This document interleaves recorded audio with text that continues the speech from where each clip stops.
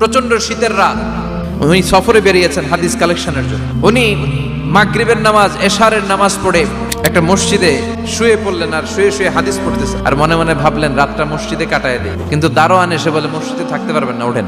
উনি যে আহমদ ইবনে হাম্বল এটা চিনে নাই, কাঁথা গুছিয়ে হাদিসের কিতাব নিয়ে কাঁধের মধ্যে ব্যাগ নিয়ে মসজিদ থেকে বেরোয় গেলেন। কি আর করবেন, প্রচন্ড শীত, আর কাঁপতেছেন বুড়ো মানুষ। পথিমধ্যে দেখলেন বাজার একজন খাব্বাজ, শাবুন খাব্বাজ, যুবক রুটি বিক্রেতা। সে রুটি বিক্রি করে। সে যে সালাম দিল, আসসালামু আলাইকুম। আহমদ ইবনে হাম্বল বলে, যুবক, আমার যাওয়ার জায়গা নেই, সফরে বেরিয়েছি, খুব শীতে কষ্ট পাচ্ছি, রাতে যদি তোমার এই চুলা থেকে একটু আগুন পোহাই কোনো সমস্যা?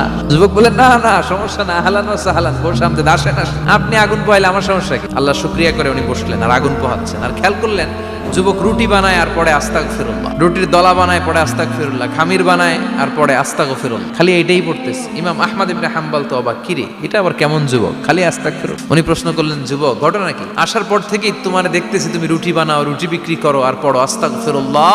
যুবক বলে, আস্তাগফিরুল্লাহ আমার সবচেয়ে বেশি পছন্দের আমল, আমি সব সময় আঠার মতো ইস্তেগফারের সাথে লেগে থাকি আর সব সময় পড়তে থাকি আস্তাগফিরুল্লাহ, আর এর বদৌলতে আল্লাহ আমারে মুস্তাজাবুদ দাওয়া বানিয়ে দিয়েছে। আহমদ ইবনে হাম্বল তো অবাক, তুমি মুস্তাজাবুদ দাওয়া, রুটিওয়ালা?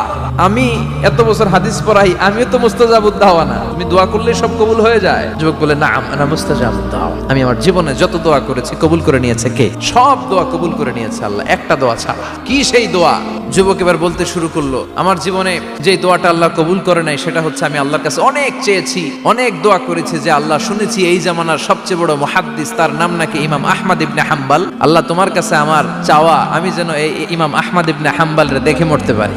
আহমদ ইবনে হাম্বল আবেগপ্রবণ হয়ে গেলেন, চোখের পানি ছেড়ে দিলেন, বললেন, যুবক, তোমার এই দোয়াটাও কবুল হয়ে গিয়েছে। আহমদ ইবনে হাম্বল তোমার দরবারে ছুটে এসেছে। যুবক চোখের পানি ছেড়ে দেয়। যুবক চিৎকার মেরে ইমাম আহমদ ইবনে হাম্বলকে জড়িয়ে ধরে, হাতে হাত রেখে মুসাফা করে, কপালের মধ্যে চুমু খায় আর আল্লাহর শুকরিয়া করে বলে, ও ইমাম, আসলে এই দোয়াটাও আল্লাহ আজকে কবুল করে নিল।